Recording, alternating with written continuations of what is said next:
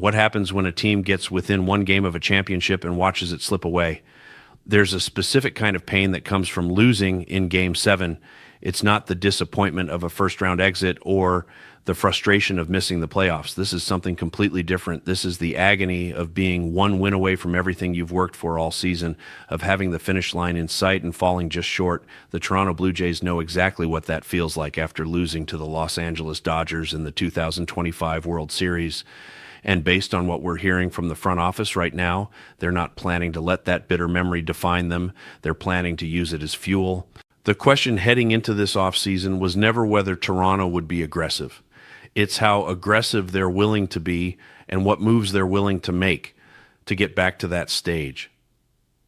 According to ESPN's Kylie McDaniel, the Blue Jays have been heavily linked to Kyle Tucker, the Houston Astros superstar who represents exactly the kind of proven elite talent that championship caliber teams go after. Tucker is one of the best all-around players in baseball. Power, plate discipline, speed, defense. He does everything at an elite level. Landing him would be a massive statement that the Blue Jays aren't just trying to get back to the World Series. They're trying to dominate it. But here's where things get really interesting. What if Tucker signs somewhere else? What if the bidding war gets out of control? And even Toronto's willingness to spend has its limits. That's where Munetaka Murakami enters the conversation. And this isn't some consolation prize we're talking about. Murakami isn't just another international prospect hoping to make the jump to Major League Baseball.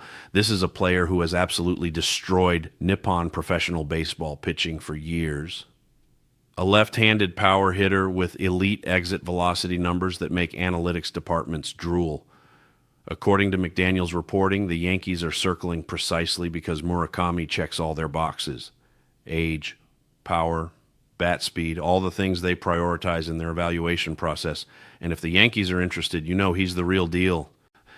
The Blue Jays just committed massive resources to Vladimir Guerrero Jr., locking him up long-term and signaling that their competitive window is right now.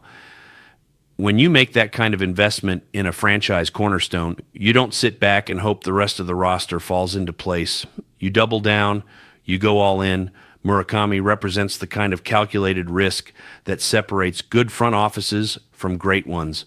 While other teams might hesitate because of the uncertainty that comes with international players transitioning to MLB, Toronto has the infrastructure and the track record to help those players succeed. They've seen firsthand how elite Japanese talent can transform a lineup, and they understand that while there's always a learning curve, it's often shorter than people think. The power profile here is undeniable. Murakami can drive the ball with authority to all fields, and his bat-to-ball skills aren't just impressive by NPB standards. They translate to the kind of production that changes games in the majors. We're talking about a hitter who could slot into the middle of Toronto's order right behind or right in front of Guerrero and create an absolute nightmare for opposing pitchers. Imagine trying to pitch around Vladdy knowing Murakami is standing in the on-deck circle. That's the kind of protection that elite lineups are built on. McDaniel's report lays out the competition, and it's fierce. The Cubs are retooling with young talent and have the financial flexibility to make a big splash. The Giants are always searching for that missing offensive piece and could absolutely make a compelling offer. If the Astros move Christian Walker's contract, they'd have both the need and the money to stay in the hunt. But here's what separates Toronto from everyone else in this race: urgency. The Cubs are building towards something. The Giants are trying to find something. The Blue Jays already had something, and they came up one game short. That's a completely different kind of motivation. This isn't about hope or potential or 5-year plans. This is about a franchise that proved it can compete with the best team in baseball and lost by the smallest possible margin. When you're that close, every decision becomes magnified. Every roster spot matters. Every at-bat in a crucial October game could be the difference between another heartbreaking loss and a championship parade down Bay Street. Let's talk about the financial reality here, because that's obviously a factor. The Guerrero contract was huge, and adding either Tucker or Murakami represents another significant commitment.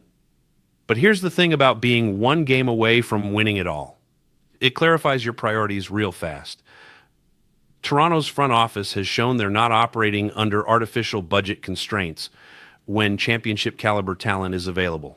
They understand that windows don't stay open forever, that the perfect combination of talent, health, and timing that got them to Game 7 might not align again for years. Murakami, while certainly expensive, likely represents a more manageable financial commitment than Tucker would.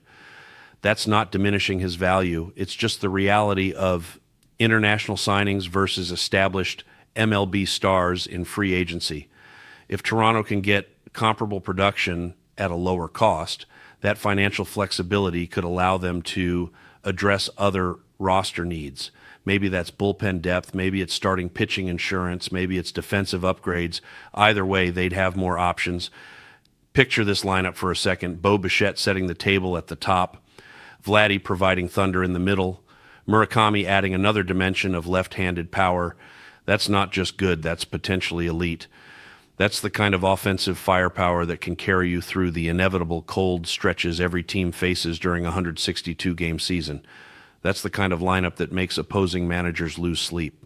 The defensive positioning would need some figuring out, sure. Murakami's most natural fit is probably at a corner spot, either first base or one of the outfield corners. That means Toronto would need to get creative with their defensive alignment. But these are good problems to have. These are the kinds of roster puzzles that championship teams solve because the offensive production makes it all worthwhile. And let's not ignore the intangible factor here. Adding a player of Murakami's caliber, someone who has dominated at the highest level of Japanese baseball and is hungry to prove himself on the biggest stage in the world, brings an edge to the clubhouse. It sends a message to everyone in that locker room that management is all in, that they're not satisfied with good seasons or moral victories. They want the trophy, and they're willing to do whatever it takes to get it. None of this means the Blue Jays have given up on Kyle Tucker. McDaniel specifically frames Murakami as a contingency plan, a pivot option if the Tucker pursuit doesn't work out. And make no mistake, if Toronto can land Tucker, they probably should. He's the more proven commodity. He's the safer bet. He's the player with years of MLB production proving he can handle the pressure and the competition at the highest level. But the fact that they're even considering Murakami as a legitimate alternative tells you something important about how this front office is operating right now. They're not putting all their eggs in one basket.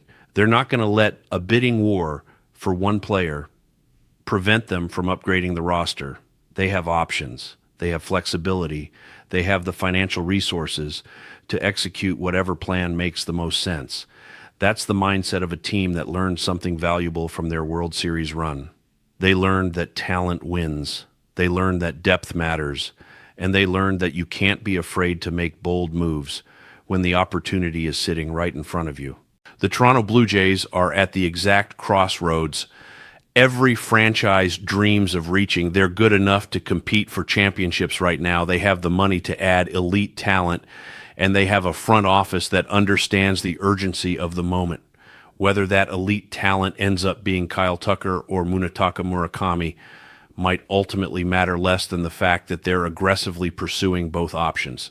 This is what championship caliber organizations do. They don't settle. They don't make excuses about budgets or timelines. They identify what they need. They go after it relentlessly, and they're willing to take calculated risks to get it. Losing in Game 7 can break a franchise, or it can be the spark that pushes them over the top. Based on everything we're seeing from Toronto this offseason, they've chosen the latter. They're not satisfied with being close. They're not content with a great story and a valiant effort.